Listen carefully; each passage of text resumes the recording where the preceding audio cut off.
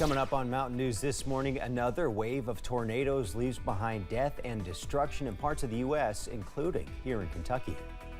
And community members in one eastern Kentucky county gather for an event to spread awareness of child abuse in hopes of preventing it from ever taking place. Dedicated to eastern and southern Kentucky, this is WYMT Mountain News this morning.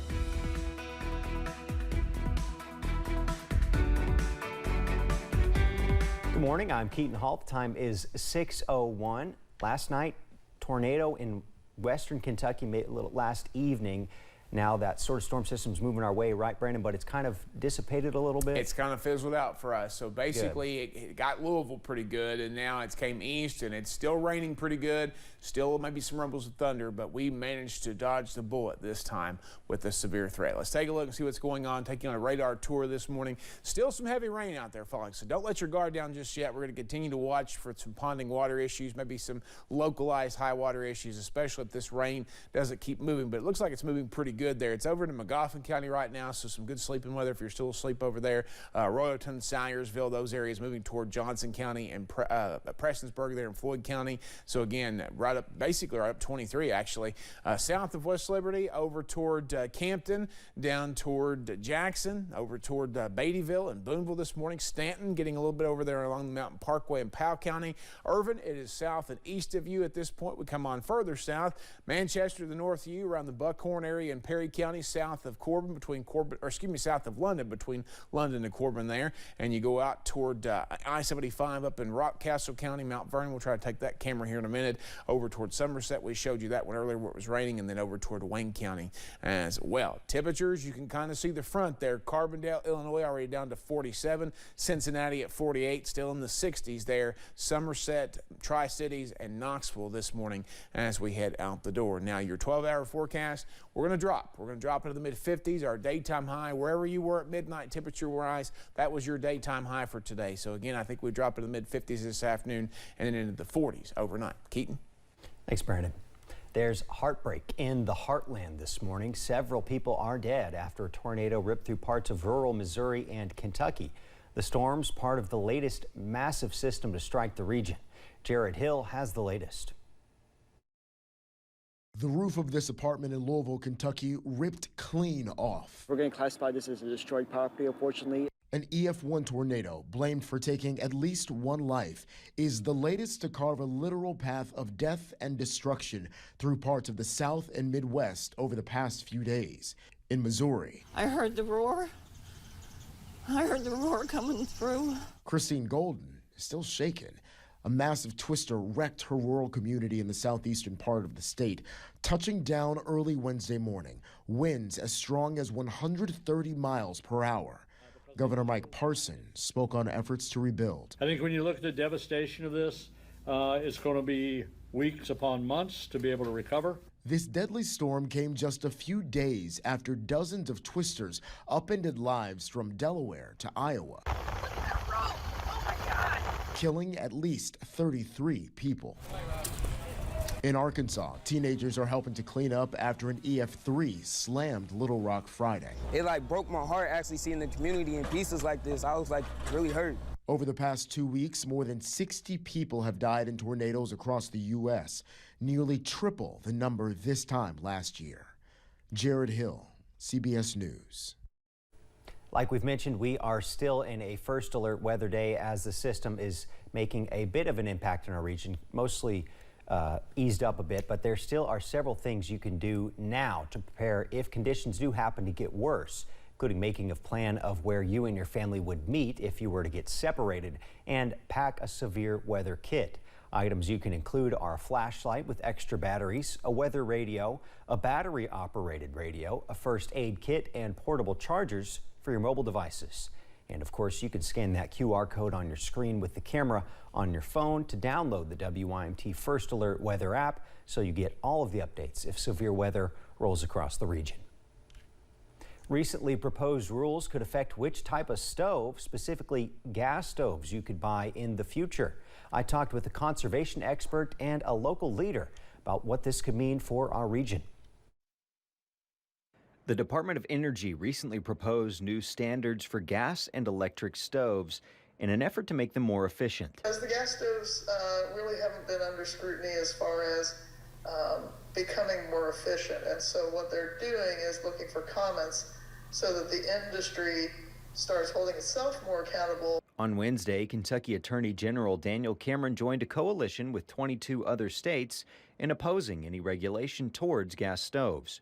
Those in favor of regulation cite studies which point towards potential health concerns. The American Medical Association did come out with a statement where they analyzed that gas stoves do have a correlation between the increase of childhood asthma. However, many communities in eastern Kentucky rely on gas for cooking and heating. I mean, most of our buildings here, I mean, even the new factories and stuff out at the industrial park, you know, they use gas. Including the city of Hazard. A lot of people have gas furnaces here, they have gas fireplaces, gas stoves, and it's cheaper than electricity and more efficient. Still, Lane Oldman with the Kentucky Conservation Committee says fears about a ban of gas stoves is overblown. Gas stoves are really popular. They're not going to be banned immediately, or people are going to have to go for a black market for their gas stoves. But you know, there is the federal government, EPA, is looking at the emissions. If adopted, the standards would apply to products made 3 years after the publication of any new rules. In Hazard, Keaton Hall, WYMT Mountain News. Oldman says if you're going to be cooking with gas stoves for an extended period of time, it helps to have good ventilation, open a window or a door, something like that. Earlier this week, Governor Andy Beshear signed House Bill 64 into law. This bill will allow law enforcement officers the ability to be out of employment for a full year. The current limit is 100 days. Then an officer would have to redo their POPS certification. House Bill 64 hopes to make it easier for retired officers to re-enter the workforce and help local schools and police forces. Governor Beshear also signed Senate Bill 79 into law. The bill adds more protection to victims of domestic violence, stalking, and trafficking. The bill was introduced earlier this year, and now that it's law, the Safe at Home program will hide victims' addresses from public records to better protect them. Those who want to participate in the program just need to submit an application. Instead of a protective order, participants will need to sign a sworn statement. Pike County hosted its Child Abuse Prevention Proclamation gathering yesterday, bringing advocates to the Pikeville Park for pinwheels and prevention. The event was the official announcement of April as Child Abuse Prevention Month, bringing child advocates, first responders, and others to the Pikeville Park. Those involved said it serves as a way to spread awareness and show the community who to turn to when they need a safe space or support for child advocacy. We want everyone to know that if you see something, say something. It's not that you have to have 100% proof or you have to know for certain it's happening. If you suspect abuse, we want you to say something right then. There is a Kids Day in the Park event planned for Saturday, April 15th, hoping to share some smiles and support with those in the area. Also in Pike County, students are working together to give back to the community. North Point Academy's Jobs for America's Graduates program is working with the University of Pikeville's School of Social Work, opening the Helping Hands Kids Initiative for free store days. Families were able to drop by the former Mullins School gymnasium to take food for free clothing, and more, leaving students to reflect on the importance of giving back to those in need. Someone, your best friend could be in need and you wouldn't even know.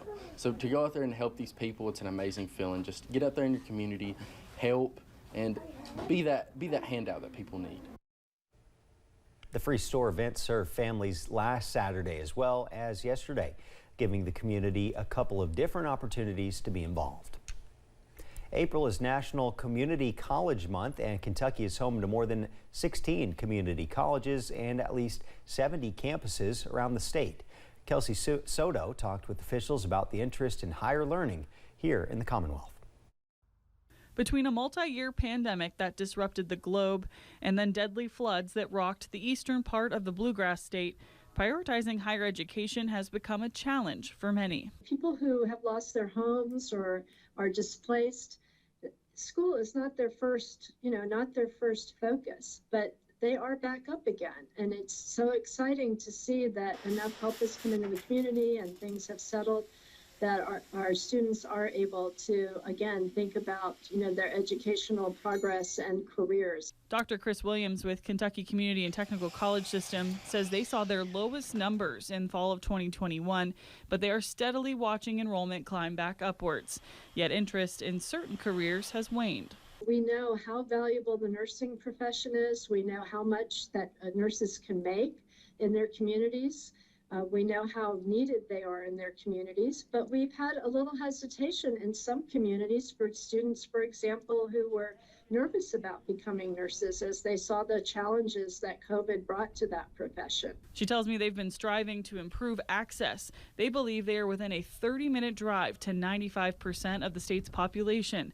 They've also made an emphasis to keep costs down and make tuition affordable for all. Value is one of the best ways to speak to community colleges' benefit because our tuition cost is less than half of a university's cost.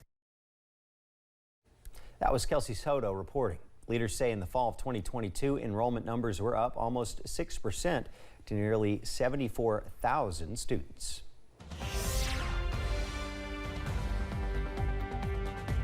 Coming up on 612, still tracking some heavy pockets of rain across parts of the mountains. Let's take a look on live pinpoint Doppler radar. I'm going to take you into parts of an area that we have a camera at down into Rockcastle County. We'll take you along to Mount Vernon there along I-75, and you'll see it is a wet start to the day. Now, I did notice on the way in, I almost forgot this until I saw this camera, patchy fog, especially around bodies of water. So just be aware of that this morning and in addition to those wet roads. Temperatures falling quickly. Morehead's down to 54. Lexington and Louisville 52 and 51 respectively. But everybody else upper 50s and mid 60s out there.